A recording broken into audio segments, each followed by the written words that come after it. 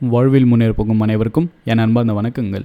Algo ஸ்ட்ராட்டஜியில் நமக்கு கன்சிஸ்டண்ட்டாக profit இருக்குமா, என்ன ஏது அப்படின்ற நிறைய டவுட்ஸ் வந்து எல்லாருக்கும் இருக்கும். ஆஸ் பர் செபி ரூல்ஸ் படி இங்கே நிறைய விஷயங்களை எங்களால் வெளிப்படையாகவும் காட்டவும் முடியாது. ஸோ அதையும் நீங்கள் புரிஞ்சுக்கோங்க, அதுக்கேற்ற மாதிரி நடந்துக்கோங்க. சரி, ஓகே. ஸோ ஃபஸ்ட்டு இந்த பேங்க் நிஃப்டியோட ஸ்ட்ராட்டஜி தான் கால் அண்டு புட்டு. ரெண்டு ஸ்ட்ராட்டஜியும் கம்பைன் பண்ணி வந்த ரிசல்ட் இது. ஸ்கேல்பிங் தான் இப்போ நம்ம இன்றைக்கி பார்க்க போகிற எல்லாமே பார்த்தீங்கன்னா ஸ்கேல்பிங்கோட ஸ்ட்ராட்டஜிஸ் தான். இது பேங்க் நிஃப்டியோட ஸ்ட்ராட்டஜி. கால் அண்டு புட்டு ரெண்டு சைடையும் கம்பைன் பண்ணி வந்த ரிசல்ட்டு.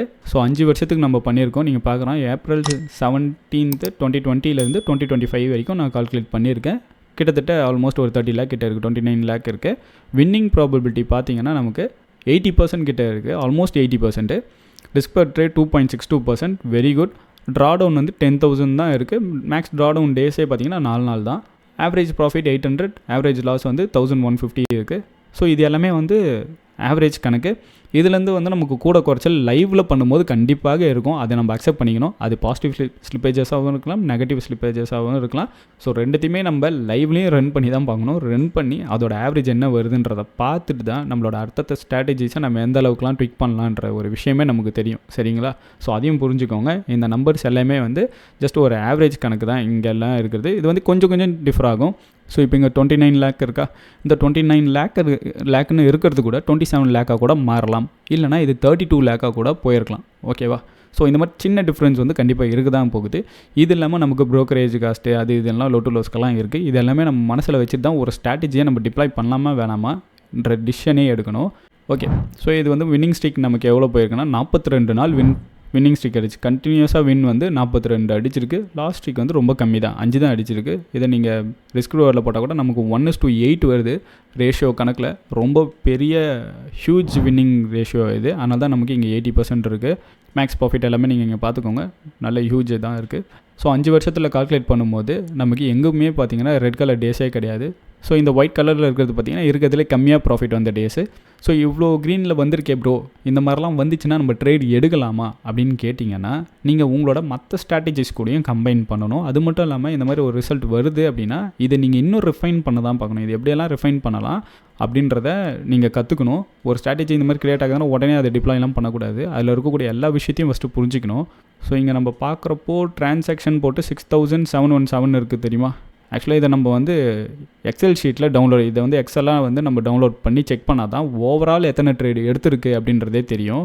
ஏன்னா ஒரு சில இடத்துல இப்போ இந்த டேலெலாம் பார்த்திங்கன்னா எனக்கு இந்த ஒரு இடத்துல கண்டிப்பாக ஒரு 2 ட்ரேடோ 3 ட்ரேடோ கூட எடுத்துருக்கலாம். ஸோ அப்போ நமக்கு கால்குலேஷன் சேஞ்சஸ் ஆகும். அப்படி ஓவரால் நம்ம இதை பார்க்கும்போது ஒரு மாதத்துக்கு எனக்கு எவ்வளோ சார்ஜஸ் வரும் அப்படின்றதையும் நம்ம பார்க்கணும். ப்ரோக்கரேஜ் காஸ்ட்லாம் நம்ம போட்டு பார்க்கணும் இல்லையா? அது போடாமல் நம்ம எந்த ஒரு டிசிஷனும் எடுக்கக்கூடாது. அப்படி பார்க்குறப்போ இந்த ஸ்ட்ராட்டஜி என்ன தான் எனக்கு 80% வின்னிங் ரேஷியோ இருந்தாலும் இந்த ஸ்ட்ராட்டஜிக்கு எனக்கு தெரிஞ்சு நம்ம மேக்ஸிமம் எடுக்கக்கூடிய சார்ஜஸ் பர் மந்த்து, அதாவது ப்ரோக்கரேஜ் எல்லாம் சேர்த்து பர் மந்த் 10,000 இதுக்கு யூட்டிலைஸ் ஆகுது.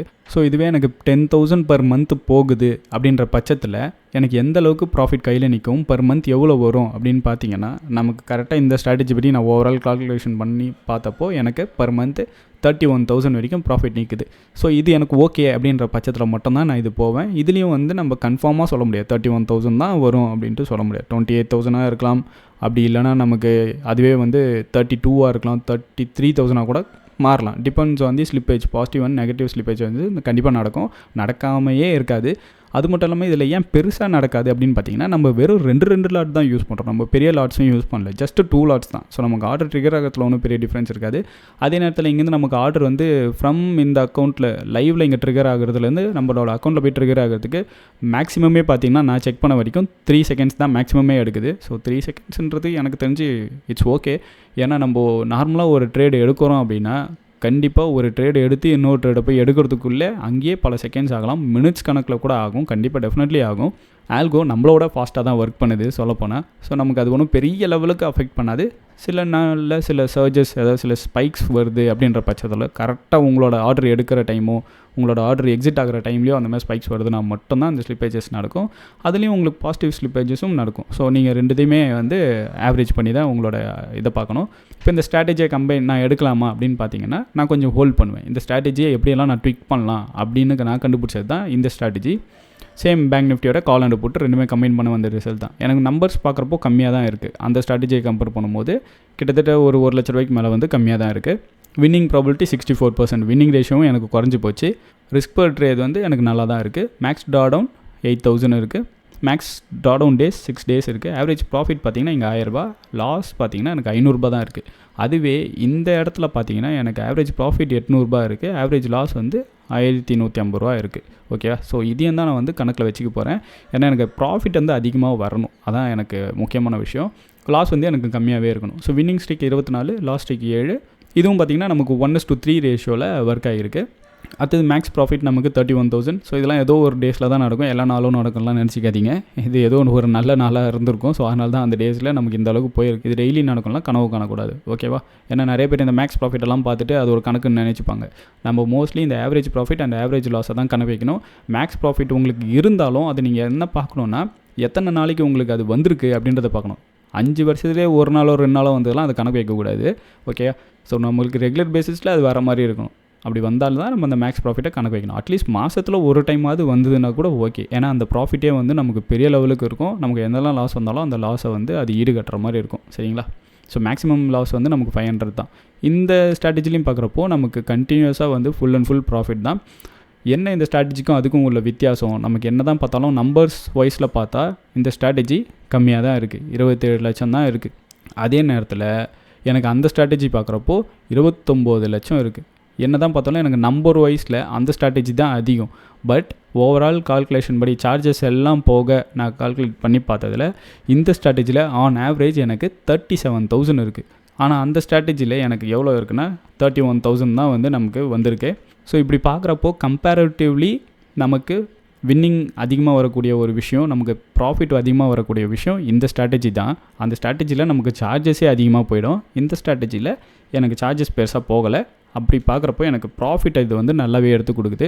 இப்போ இந்த ஸ்ட்ராட்டஜியை நான் கொஞ்சம் ட்விக் பண்ணி என்ன பண்ணலாம், இந்த ப்ராஃபிட்டை இன்க்ரீஸ் பண்ண பார்க்கலாம். அதே நேரத்தில் எனக்கு சார்ஜஸ், டேக்ஸ் இது எல்லாம் வந்து கம்பைன் பண்ணி இந்த ரிசல்ட் இருக்கு இல்லையா, இந்த 37,000 இருக்கிறத 40,000 ஆக்கிறதுக்கு முயற்சி பண்ணலாம். ஏன்னா பர் மந்த் 3,000 எடுத்துனா அதுவே பெரிய விஷயம் தான். ஸோ அந்த மாதிரி தான் ஸ்ட்ராட்டஜிஸை க்ரியேட் பண்ணணும். சரிங்களா? ஸோ நீங்களும் ஒரு ஸ்ட்ராட்டஜி ரெடி பண்ணுறீங்கன்னா இதெல்லாம் மனசில் வச்சுட்டு க்ரியேட் பண்ணுங்கள். நீங்கள் மட்டும் சும்மா ரேண்டமாக இந்த பெரிய நம்பர்ஸை பார்த்துட்டு போய் க்ரியேட் பண்ணாதீங்க. ஏன்னா உங்களுக்கு ப்ரோக்கரேஜ் சார்ஜஸ் இதெல்லாமே ரொம்ப அதிகமாக போகிறதுக்கான வாய்ப்பு இருக்குது. நீங்கள் எந்த அளவுக்கு உங்களோட ஆர்டர்ஸை நீங்கள் எடுக்கிறீங்க, எந்த அளவுக்கு அட்ஜஸ்ட்மெண்ட்டை ஆட் பண்ணுறீங்க, இது எல்லாமே முக்கியம். ஸோ ஃபைனலி நம்மளோட நிஃப்டி ஸ்ட்ராட்டஜி தான் நம்மளோட செல்லக்குட்டி வந்துட்டால். நிஃப்டியில் ஒரு ஸ்ட்ராட்டஜியை க்ரியேட் பண்ணுறது எவ்வளோ கஷ்டம் அப்படின்றது உங்களுக்கு நீங்கள் ஆல்கோலாம் ரெடி பண்ணுறீங்க அப்படின்னா உங்களுக்கு ஆல்ரெடி தெரிஞ்சிருக்கும். ஸோ நம்ம நிஃப்டியில் இந்த ஸ்ட்ராட்டஜி வந்து ஃபுல் அண்ட் ஃபுல் கால் சைடில் மட்டும்தான் இந்த ஸ்ட்ராட்டஜி. அதுவும் 4 ஸ்ட்ராட்டஜியை கம்பைன் பண்ணது, அதுவும் ஒன்லி கால் சைடு தான். நான் புட் சைடில் இன்னும் இதை ஆட் பண்ணவே இல்லை. ஏன்னா புட் சைடில் பார்க்குறப்ப எனக்கு ரிசல்ட் ஒன்றும் பெரிய அளவுக்கு இல்லை. ஸோ அதனால் அதை ஆட் பண்ணாமலே இருக்கலாம். ஏன்னா அதுக்கு நான் வேஸ்ட்டாக கேபிட்டல் டிப்ளை பண்ண தேவையில்லை. ஸோ அதனால் இந்த ஸ்ட்ராட்டஜி அப்படியே இருக்குது. 4 கால் ஆப்ஷன் மட்டும் ஆட் பண்ணியிருக்கோம்.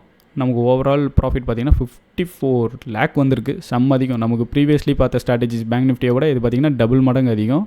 ஸோ வின்னிங் ப்ராபபிலிட்டி நமக்கு 63% இருக்குது. ரிஸ்க் பர் ட்ரேட் இது எல்லாமே நமக்கு ஆவரேஜாக இருக்குது. Max drawdown 18,000, max drawdown days 3 days, max profit பார்க்குறப்போ நமக்கு 1,300 கிட்ட இருக்குது, மேக்ஸ் லாஸ் 1,000 இருக்குது. ஸோ இதை வந்து நம்ம கொஞ்சம் டிக் கூட பண்ணிக்கலாம். இந்த ஆவரேஜ் ப்ராஃபிட் ஆவரேஜ் லாஸை கூட நம்மளோட ஸ்லிப்பேஜஸ்க்கு ஏற்ற மாதிரி கொஞ்சம் சின்ன சேஞ்சஸ் இருக்க தான் செய்யும். வின்னிங் ஸ்ட்ரீக் நமக்கு 27, லாஸ்ட் ஸ்ட்ரீக் 10 இருக்குது.